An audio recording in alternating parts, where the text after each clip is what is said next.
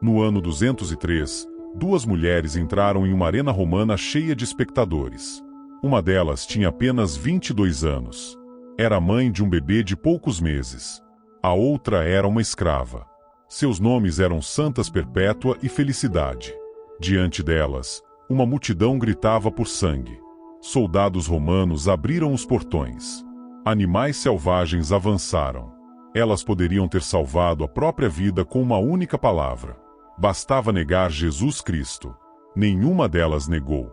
Naquele dia, duas mulheres comuns enfrentaram o poder de Império Romano e escolheram morrer como cristãs.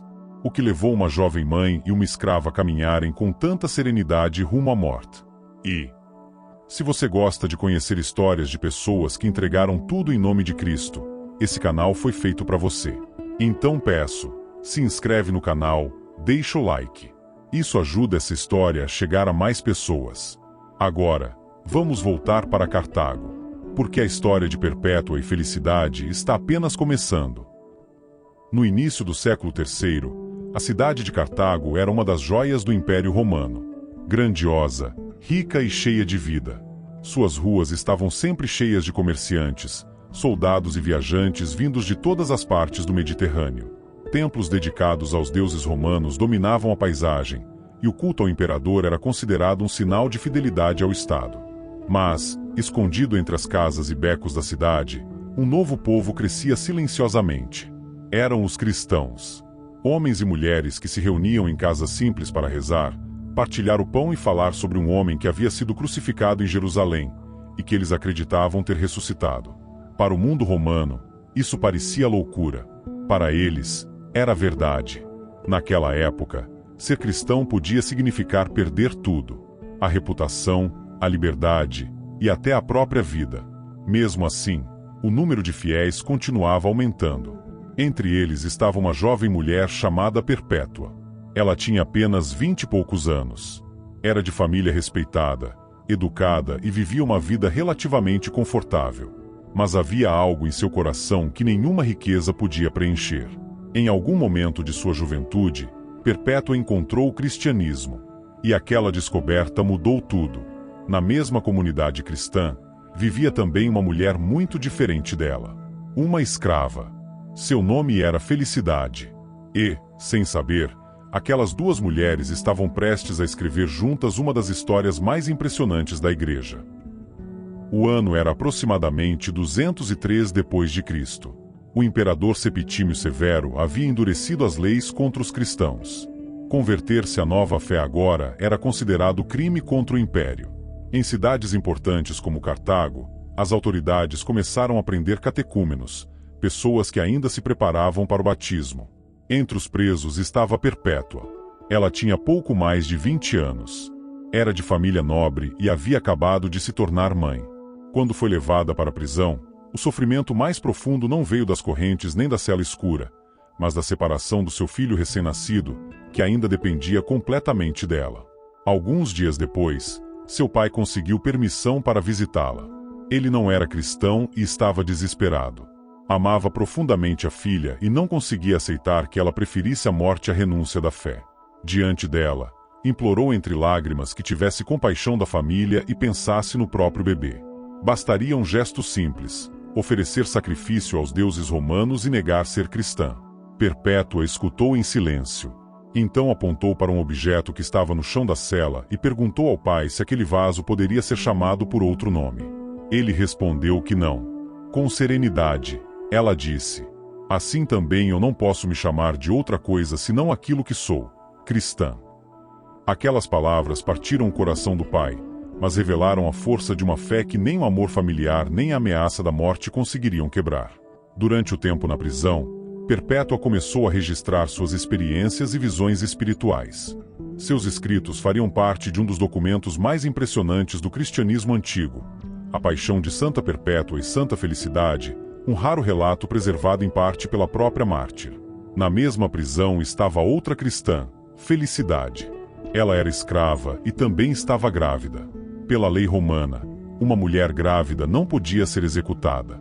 Por isso, seu temor era morrer separada dos companheiros de fé. Os cristãos presos começaram então a rezar juntos. Poucos dias antes da execução, Felicidade entrou em trabalho de parto e deu à luz. Agora, nada mais impediria que enfrentasse o mesmo destino dos outros. Naquela prisão de pedra, duas mulheres de mundos completamente diferentes, uma nobre e uma escrava, tornavam-se irmãs na fé, unidas pela mesma esperança e pelo mesmo caminho que as conduzia ao martírio. As noites na prisão eram longas e silenciosas em Cartago.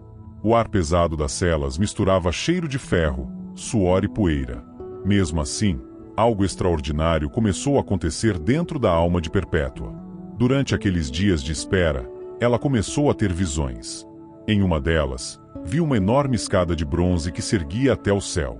Nos lados da escada estavam presas lâminas afiadas, lanças e espadas, prontas para ferir quem tentasse subir sem atenção. Aos pés da escada, uma serpente gigantesca vigiava o caminho. Um dos companheiros cristãos subiu primeiro e, ao chegar ao topo, voltou-se para ela com um sorriso sereno. Era um sinal silencioso de que o caminho era seguro. Perpétua então avançou, pisou na cabeça da serpente e começou a subir. Cada degrau exigia coragem. Cada passo parecia uma escolha definitiva. No alto, encontrou um jardim luminoso onde um pastor de cabelos brancos oferecia a ela um pedaço de queijo. Ao receber o alimento, sentiu uma paz profunda que nenhuma prisão poderia destruir.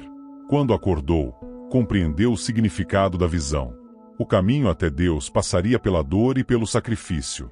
Ainda assim, no final da subida, existia uma alegria que nenhum poder humano poderia impedir. Outra visão viria pouco depois. Perpétua viu seu irmão mais novo, que havia morrido ainda criança, sofrendo em um lugar escuro e sedento. Movida por compaixão, começou a rezar por ele incessantemente.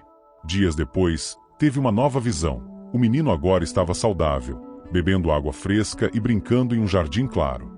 Essas experiências fortaleceram profundamente sua alma. Para ela, a prisão deixou de ser apenas um lugar de sofrimento. Tornou-se também um lugar de encontro com Deus. Enquanto isso, Felicidade permanecia ao seu lado. Apesar da dor recente do parto e da fragilidade do corpo, sua alegria surpreendia os guardas e até os outros prisioneiros. Uma guarda chegou a zombar dela. Se agora você sofre tanto, o que fará quando for lançada às feras? Felicidade respondeu com calma. Agora sou eu quem sofre. Na arena, será outro que sofrerá em mim, porque também eu sofrerei por ele. Naquele pequeno grupo de cristãos presos, a esperança parecia crescer em silêncio. Eles sabiam que o dia do julgamento estava próximo. E sabiam também que o mundo inteiro poderia olhar para aquele espetáculo. O Império queria mostrar poder. Mas dentro daquelas celas, algo muito mais forte estava sendo preparado, um testemunho que atravessaria séculos. O amanhecer chegou pesado sobre Cartago. Era dia de festa pública no Império. Jogos, multidões, música e espetáculo. Para muitos, seria apenas mais um entretenimento da arena. Para os cristãos presos, seria o último dia de suas vidas. Entre eles estavam Perpétua e Felicidade. Antes de serem levados, os prisioneiros foram conduzidos para uma sala onde deveriam vestir roupas cerimoniais dedicadas aos deuses romanos. Era uma forma simbólica de humilhá-los e obrigá-los a participar de um ritual pagão. Perpétua recusou. Disse com firmeza que havia sido presa exatamente por se recusar a sacrificar aos deuses. Não faria aquilo agora, no último momento. A multidão poderia ver seu corpo ferido, mas não veria sua fé dobrada. Curiosamente, os próprios organizadores acabaram cedendo. Permitiram que eles entrassem na arena com suas próprias roupas. E então os portões se abriram. A arena rugia com milhares de vozes. O sol forte iluminava a areia clara do anfiteatro. Guardas armados observavam cada movimento. Os cristãos entraram caminhando com calma. Testemunhas antigas registraram algo que marcou profundamente quem estava presente. Eles pareciam não caminhar para a morte, mas para uma celebração. Quando chegou a vez das mulheres, um animal foi solto contra elas, uma vaca selvagem, escolhida justamente para humilhar ainda mais as prisioneiras. O impacto foi brutal. Felicidade foi lançada ao chão. Perpétua também caiu violentamente. A arena explodiu em gritos. Mesmo ferida, Perpétua levantou-se lentamente. Sua primeira reação não foi olhar para o público nem para os soldados. Ela caminhou até Felicidade. Ajudou a amiga a se levantar. Aquelas duas mulheres, uma nobre romana e uma escrava, agora estavam lado a lado, sustentando-se mutuamente no meio da arena. Por um momento, o espetáculo brutal parecia perder o controle. O público começou a perceber algo estranho. Aquelas vítimas não demonstravam desespero. Demonstravam dignidade. Depois do ataque das feras, os sobreviventes foram retirados da arena. A execução final seria realizada pelos soldados. A multidão aguardava o último ato daquele espetáculo sangrento. Mas o que aconteceria nos instantes finais entraria para sempre na memória da igreja. O barulho da multidão ainda ecoava na arena de Cartago quando os sobreviventes foram conduzidos para o centro da arena. Agora não havia mais feras. O último ato seria rápido. Os soldados avançaram com espadas nas mãos. Era o procedimento final para aqueles que haviam sobrevivido aos ataques dos animais. Entre eles estavam Perpétua e Felicidade. As duas estavam feridas, cobertas de poeira e sangue da arena. Mesmo assim, testemunhas antigas relatam algo impressionante. Seus rostos não expressavam pânico. Havia uma serenidade difícil de explicar. Antes da execução, os cristãos tiveram um breve momento juntos.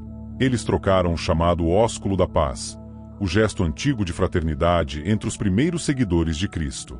Era como se, naquele instante, a arena deixasse de ser um lugar de morte e se tornasse um altar. Quando chegou o momento final, o jovem soldado encarregado de executar Perpétua hesitou. Suas mãos tremiam. Talvez nunca tivesse enfrentado alguém que encarasse a morte com tamanha calma. O golpe falhou. A espada atingiu de forma imprecisa. Segundo o relato preservado no antigo texto A Paixão de Perpétua e Felicidade, Perpétua fez algo que atravessaria os séculos como símbolo de coragem.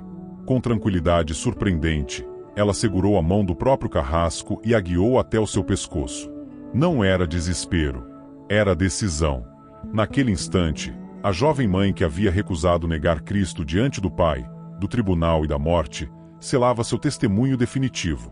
Ao lado dela, Felicidade, a antiga escrava que dera à luz poucos dias antes, também entregava sua vida com a mesma fidelidade.